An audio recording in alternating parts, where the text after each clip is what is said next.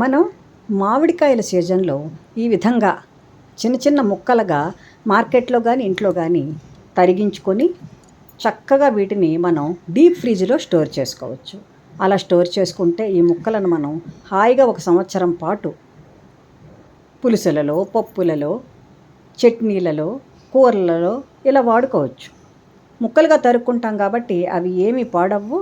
చన్నీటితో కడిగేసే మనం డీప్ ఫ్రిడ్జ్లో స్టోర్ చేసుకోవచ్చు.